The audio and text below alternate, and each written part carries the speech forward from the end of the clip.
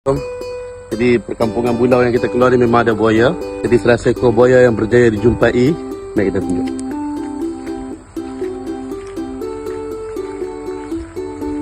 Dia sedang bersantai. Duduk kat sana.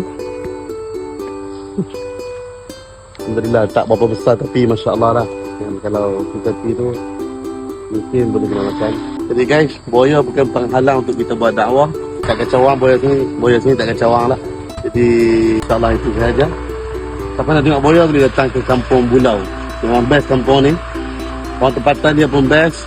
Dan surau dia pun Masya Allah. Ketua kampung dia pun banyak bagi kerjasama dengan orang baik tabah dengan jemaah. Alhamdulillah. Semoga Allah sebarkan hidayat di kampung Bulau ni.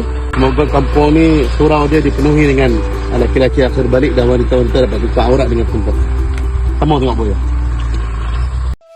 Woi, lagi santai kawan. Pakai. Elak-elak dunia kawan santai.